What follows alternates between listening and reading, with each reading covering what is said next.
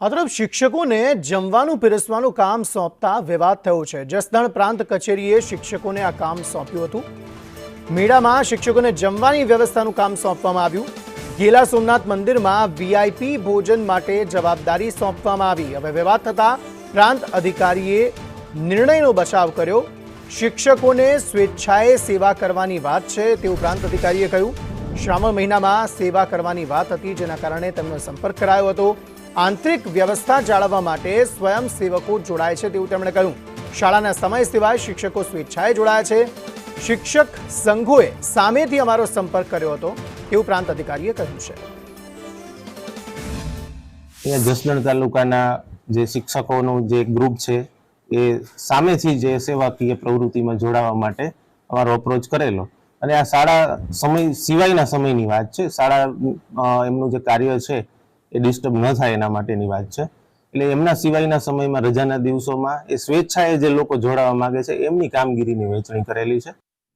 હવે સવાલ અનેક થઈ રહ્યા છે કે આખરે શિક્ષકોને જમવાનું પીરસવાનું, ભોજન પીરસવાનું કામ શા માટે સોંપવામાં આવ્યું? જો કે અહીંયા બંને પક્ષની પ્રતિક્રિયા સામે આવી છે। શિક્ષકોએ કહ્યું કે તેમને આ કામ સોંપવામાં આવ્યું। બીજી તરફ પ્રાંત અધિકારીએ એ બાબતે સ્પષ્ટતા કરી છે કે જો શિક્ષકોએ સ્વેચ્છાએ આ કામ કરવાનું હતું, પરંતુ સવાલ ચોક્કસપણે થઈ રહ્યા છે કે શાળાના શિક્ષકોને મંદિરમાં સેવાનું કામ કેમ સોંપવામાં આવ્યું? શિક્ષકો બાળકોને ભણાવે કે પછી મંદિરમાં સેવા કરે? જો કે એની સ્પષ્ટતા પણ થઈ કે રજાના દિવસોમાં અથવા તો જ્યારે શિક્ષકો ફ્રી હોય તે સમયે અહીં મંદિરમાં આવીને તે સેવા કરી શકે છે। પરંતુ સવાલ એ જ થાય છે કે આ કામ સોંપવાની જરૂરત પ્રાંત અધિકારીને શા માટે પડી? શું શ્રાવણ માસમાં શાળાઓ બંધ રહેવાની છે, શિક્ષકોએ ભણાવવાનું કામ નથી કરવાનું? તે સવાલ ચોક્કસપણે થઈ રહ્યો છે। તો સવાલ એ પણ થઈ રહ્યો છે કે શું શિક્ષકો મંદિરના સ્વયંસેવકો છે કે જેના કારણે તેમને આ કામ સોંપાયું? જો સ્વેચ્છાએ સેવા કરવાની છે તો પછી કામ સોંપવાની જરૂર શા માટે પડી? શા માટે શિક્ષકોને કહેવાની જરૂર પડી કે તેમણે સેવા આપવાની છે? સ્વેચ્છાની વાત છે તે વાત બરાબર છે, પરંતુ શિક્ષકોને આ બાબતે કહેવાની જરૂર શા માટે પડી તે એક મોટો સવાલ ચોક્કસપણે થઈ રહ્યો છે। આ મામલે શિક્ષકો રોષિત છે। જો કે પ્રાંત અધિકારી છે તેમણે સ્પષ્ટતા કરી છે કે આ જે જવાબદારી છે તે સ્વેચ્છા એ લેવાની જવાબદારી હતી।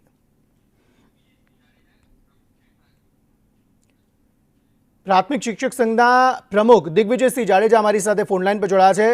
સ્વાગત છે આપનું દિગ્વિજયભાઈ। આ સમગ્ર મામલો શું છે? પ્રાંત અધિકારી એવું કહી રહ્યા છે કે આ તો સ્વેચ્છાની વાત છે, શિક્ષકો કહી રહ્યા છે કે તેમને કામ સોંપવામાં આવ્યું। ખાસ કરીને વારંવાર શિક્ષકોને વધારાની કામગીરીઓ ખૂબ સોંપવામાં આવે છે। ગઈકાલે માન્ય શિક્ષણ મંત્રી શ્રી, સચિવશ્રી અને માન્ય મુખ્યમંત્રીશ્રીને પણ આ બાબતે અમે રૂબરૂ મળી અને રજૂઆત પણ કરેલી છે। આ અહીંયાની જે અત્યારે જે પ્રાંતે ઓર્ડર કર્યા છે એના સિવાય ફ્રન્ટમાં જે અન્ય કામગીરીઓ, જે વધારાની કામગીરીઓ ટંકારાની અંદર રાતની ડ્યુટી માટેના ઓર્ડર પણ કરવામાં આવેલા છે।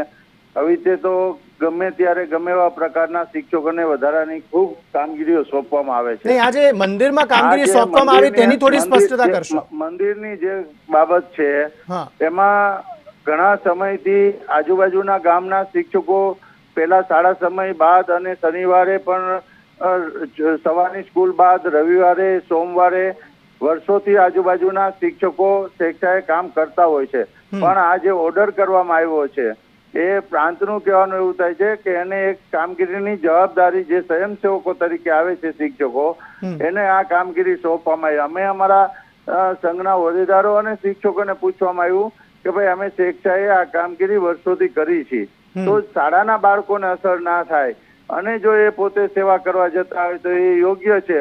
પણ આ રીતે ઓર્ડર કરી અને શિક્ષકોને આવી કામગીરી સોંપી મધ્યાહન ભોજન જે હોય એ બાબતે સંચાલક જે વીઆઈપી માણસોને જમવાની પ્રાંત અધિકારી તો કહી રહ્યા છે કે સ્વેચ્છાની જવાબદારી છે, જો જવું હોય તો જવાનું, ના જવું હોય તો ના જવાનું। કોઈએ એવો ફોર્સ કર્યો પ્રાંત અધિકારી કે શિક્ષકોએ જવું જ પડશે એમ?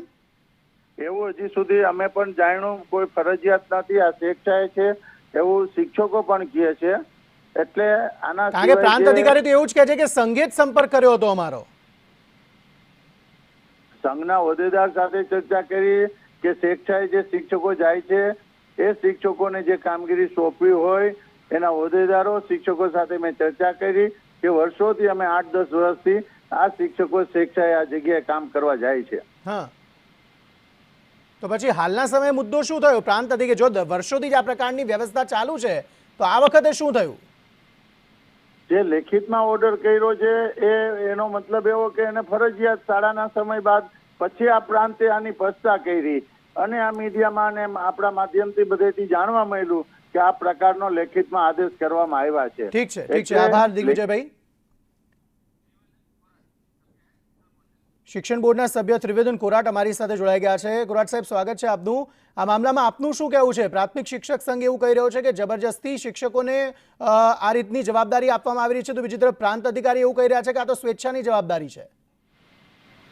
સર, હું ઘણા સમયથી કહેતો આવ્યો છું કે ગરીબની પત્નીને હવ ભાભી કીએ એમ અમારા શિક્ષકોને બધે જોતરવામાં આવે છે.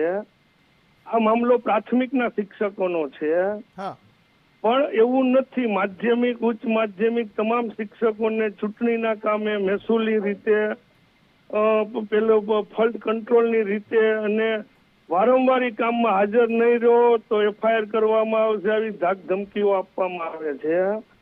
અમારા શિક્ષકોને શિક્ષણનું કામ કરવા દે એવી માંગ અમે વર્ષોથી કરતા આવ્યા. આ સંજોગોએ ફરજિયાત અમને જે કામ લાગુ નથી પડતું એ સોંપવું જોઈએ નહીં, પણ મહેસૂલી અધિકારીઓ વારંવાર અન્ય કામ માટે અમારા શિક્ષકોને દબાણ કરે છે, ખરી હકીકત છે. પણ આ વખતે પ્રાંત અધિકારી એવું કહે છે કે સંઘે જ સંપર્ક કર્યો હતો એમનો અને એટલા માટે આ કામ સોંપાયું. જો રાજ્યના પ્રાથમિક શિક્ષક સંઘના પ્રમુખ હમણાં કહેતા હતા કે અમારી પાસે પણ ફરિયાદ છે, અમે એવું કોઈ માંગ નથી. સ્વેચ્છાએ અમે કામ ગમે ને ધાર્મિક જગ્યાએ કરીએ, સામાજિક જગ્યાએ કરીએ, સેવાકીય હેતુ માટે કામ કરીએ, એ વાત અલગ થઈ.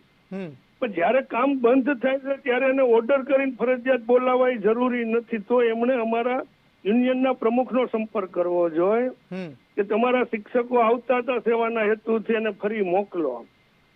સીધા શિક્ષકોને દબાણ કરવું એ વ્યાજબી નથી. સાચી વાત છે. આભાર અમારી સાથે જોડાવા બદલ પ્રિયવર્ધનભાઈ. તો શિક્ષણ બોર્ડના જે પ્રમુખ છે તે પણ અમારી સાથે જોડાયા હતા. તેમણે પણ કહ્યું કે આ બાબત યોગ્ય નથી. શિક્ષકોનું કામકાજ જે છે તે વિદ્યાર્થીઓના ભાવિનું ઘડતર કરવાનું છે, તેમને ભણતર આપવાનું છે, પરંતુ જે વધારાનું કામ તેમને સોંપવામાં આવી રહ્યું છે તેનાથી તેમને વાંધો છે અને તેને જ લઈને તેઓ રોષિત જોવા મળી રહ્યા છે.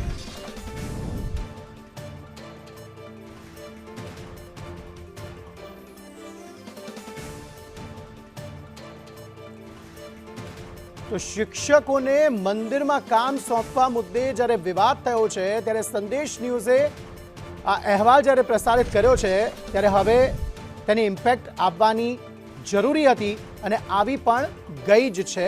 સંદેશ ન્યૂઝના આ અહેવાલ બાદ એની ધારદાર અસર જોવા મળી. શિક્ષકોને જમવાની કામગીરીનો જે ઓર્ડર કરવામાં આવ્યો હતો પ્રાંત અધિકારી દ્વારા, તે ઓર્ડર રદ કરવામાં આવ્યો છે. શિક્ષકોમાં અત્યારે ખુશીની લાગણી છે.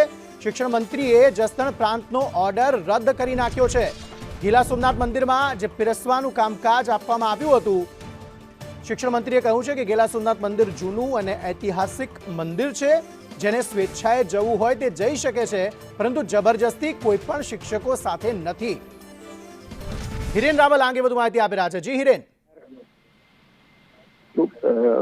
આજે નિર્ણય કરવામાં આવ્યો હતો જસદણ પ્રાંત કચેરી દ્વારા. એ જસદણ પ્રાંત કચેરીએ આ નિર્ણય રદ કરવા માટે આદેશ આપવામાં આવ્યો છે. શિક્ષણ મંત્રી કુબેરભાઈ ડિંડોરે તાત્કાલિક ધોરણે આ આદેશો રદ કરવા માટે આદેશ આપ્યા છે અને જે પણ શિક્ષકોને ઈચ્છા હોય એ શાળા સમય પહેલા અથવા તો શાળા સમય પછી અથવા તો રજાના દિવસે સ્વેચ્છાએ ધાર્મિક ભાવનાને ધ્યાને રાખી સેવા માટે જઈ શકે છે, એ પ્રકારની સૂચના આપી છે. શિક્ષણ મંત્રીએ આ ઓર્ડર રદ કરવા માટેની સૂચના છે એ આપી છે અને થોડાક જ સમયમાં સત્તાવાર નિવેદન પણ સામે આવશે. આભાર સમગ્ર માહિતી આપવા માટે.